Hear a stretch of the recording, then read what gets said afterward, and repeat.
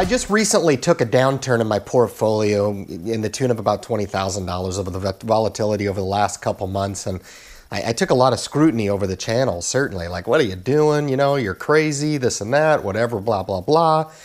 And although I know my plan is solid with investing, all right, and you guys don't tune into YouTube to have somebody sit across from you and judge you. You guys are all adults. You get it. I've been guilty of every single one of these, no doubt about it. And I don't think there's a viewer out there that is exempt from any of these. I really don't. But as I'm working through this list of things that are appreciating and depreciating assets, some of these are sin habits that we have, you know, that cost us a lot of money. I want you to just sit back and think about really how socially acceptable each of these items are, and really how investing and taking losses into the stock market or taking a portfolio into a downturn is so socially unacceptable. And I just want to draw a distinction between those items that in a consumer-driven society like the US is all too often accepted. It's socially accepted. Whereas in the stock market, you know, you're almost just ostracized if you're looking at taking a portfolio into a downturn. It seems crazy. It seems irrational. And there must be some sort of rationale behind it. But as I work through this list, that's what I want you guys to kind of focus in on.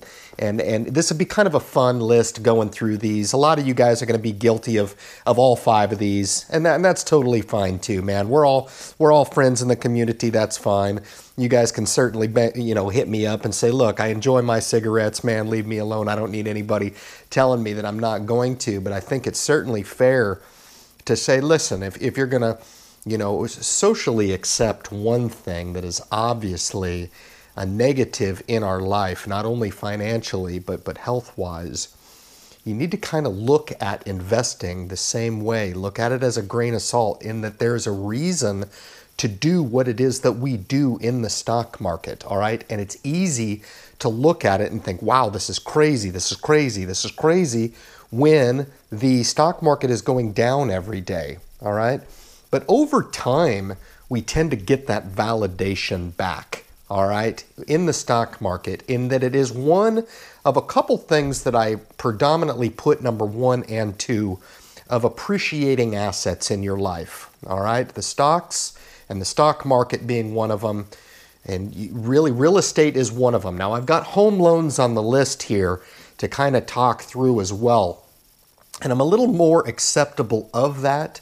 But there are certainly some things that you want to kind of keep in mind if you're incurring a home loan here. And as we work through this exercise, I want you to kind of understand median household income is around $59,000. Some of you guys in the audience are going to make significantly less than that. That's totally fine. Some of you guys are going to make way more, all right? For you guys that make way more, you know, it may kind of prove true here that you've looked to justify some of these expenditures, honestly, at the expense of the acknowledgement of how important it is to enter the stock market in some percentage of exposure, all right? And I find like these 5 really are the most acceptable in my experience in talking with people. The first one being the auto loan, all right? The auto loan is crazy for a lot of people, and a lot of people trip and fall when trying to pick the right auto. It's as if we lose our freaking mind when we go to the car dealer, or we're looking through for the perfect car. Now you can just hop online and just pick your perfect car, and they can deliver it with a big bow right on it to your front door, basically.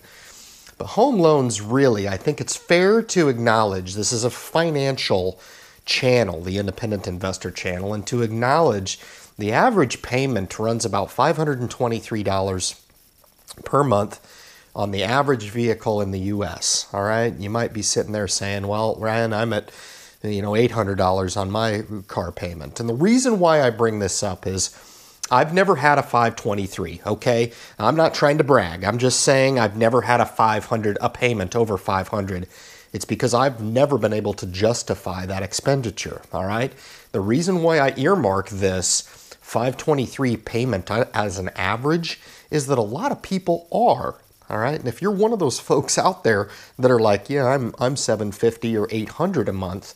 All right, I meet folks like that all the time who are driving around the $70,000, $80,000 trucks, you know, and come to find out they're making $39,000 a year or $35,000 a year, and all their money is going to a car payment. And again, I'm not here to judge. I'm not.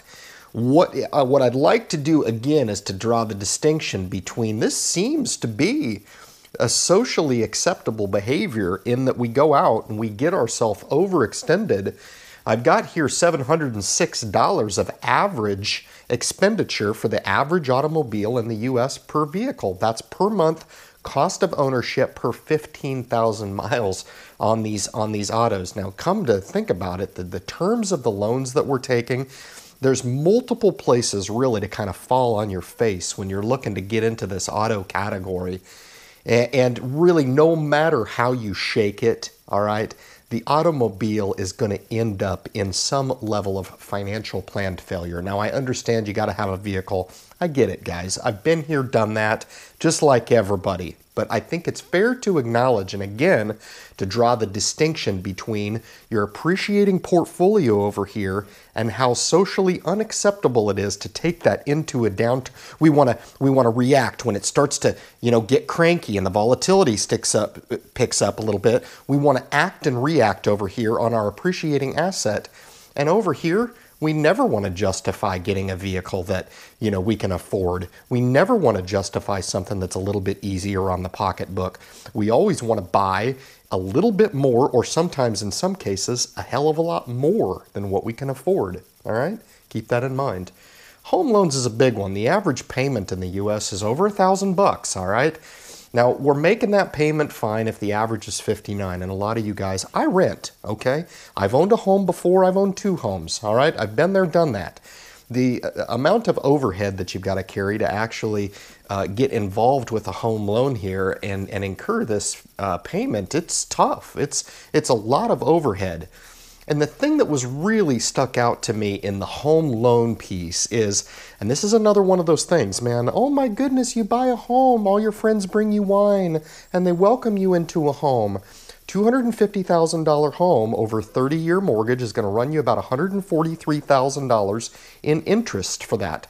That is money that you are giving away to the bank. So why do you guys think that I invest in banking stocks? All right, because they're making money free and clear off of you. It's almost double the cost of the actual home itself in just interest payments. And again, this is something that we just justify over and over and over again. It's something that we all aspire to. And the thought never comes into our mind, can we afford this? I mean, I know folks that make a lot less money than me, and they justify going out and buying that $400,000 house because they can. And that's the only justification behind it. They get a loan for $500,000 and they think they've got to go blow $500,000 on a loan.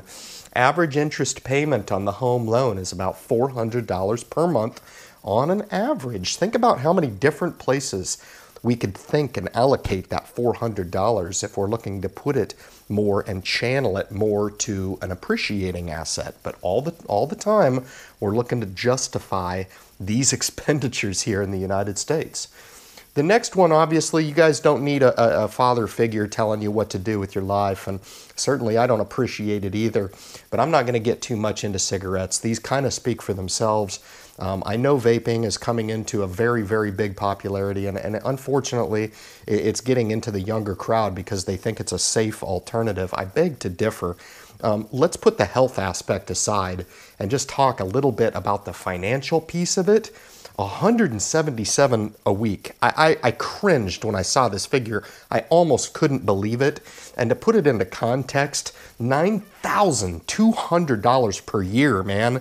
Like, and I used to do this. I mean, I used to be here. So it does give me the opportunity, or at least the, the opportunity to say, please, if I can take one person and they can hear me out, if you can quit this right here, think about, now you're going to become an investor. That's going to become your new vice, just like me, right? Because investing is my vice. I love doing it.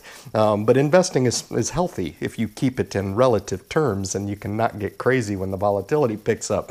But cigarettes right here, man, it's consuming us at $9,200 per person, man.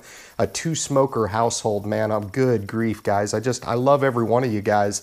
And if you can find it at all to at least maybe cut back or even do what I did, I very rarely meet people that actually successfully quit, man. We're a rarity. I've successfully done this in my life, and I look back on it and I can't believe I ever did that. I can't. And it wouldn't have put me in the position to be in the position now financially had I had this big anchor tied right around my my ankle, you know, pulling me down. And that's really what it's doing for a lot of people.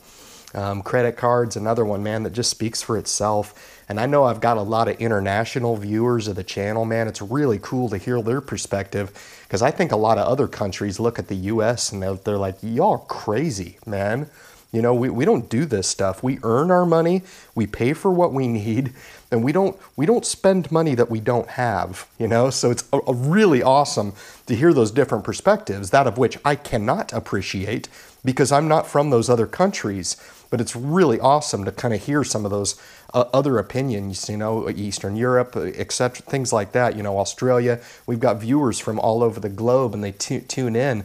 And this one right here is just a killer. The average interest rate paid is 16.71%. Again, just another baffling statistic. I couldn't believe it, but if you're out there and you're hearing this message and you're kind of in this camp and category, certainly, you know, an area that you could look at to potentially reduce, maybe eliminate. I'm not saying credit cards are evil. I actually feel the contrary, but good God, guys, like this has got to be taken under control. $100 billion just last year paid in the U.S. in just credit card interest alone. I will thank you out of one side of my mouth. I do own Visa as a stock. I apologize for that, but not really. I mean, that's going to continue to plague us here in the U.S. With the amount of credit card debt that we're willing to carry. And the last thing that, of course, is socially acceptable, everybody wants to go out and have a good time, you know, whether it be at the restaurant, to the bar. $3,000 of average cost expenditure per household for this year, and I just thought that was amazing statistic. $3,000. Is there at all room to cut that down at all? Now, you guys that are making more than this average certainly can take on more of this luxury, but what I see all the time is it's always relative. I always find that the folks that are even below or at this level right here are so much more frugal and taking so much more of a proactive approach to making sure that their pennies are going as far as they possibly can. And I'm not saying that across the board, but I just think that there's a little bit more frugal on the folks that are earning up to the average income in the U.S. Why? Because they have to. They have to. They don't look at any of these things as, you know, necessities. There are alternatives to each and every one of them. Quit this, quit that, quit this, rent, and ride a bike. You know, there's always alternatives. And you might say, good grief, Ryan, and that's a little crazy. I got to have my car to get to work. But that's fine. But good grief, do we have to justify each and every one of those? And really the big comeback on this video is to understand the disconnect between what is seemingly socially acceptable for just losing money. This is really kind of planned failure in each of these categories. You know, the society, especially in the U.S., has been able to find every which way to consume us as consumers. And the trick is to kind of break free from that and to kind of pursue an avenue over here that, yes, is less socially acceptable. It's not something that everybody can do because they're busy dealing with this monster right here of consumption. Guys, if I've missed something on the video, leave it in the comment section of the video. I hope you enjoyed this message. If it hit home for some of you guys actually that are guilty of some of these, maybe you're guilty of all of them. I know I sure was at some point in my life. I've seemingly cleaned a lot of this stuff up. And I'm better for it, guys. Hit the subscribe button for me if you're interested in the message, notification bell, and the thumbs up on the content and the video that we're putting through. Guys, thank you so much for tuning into this video, and good luck in your investment future.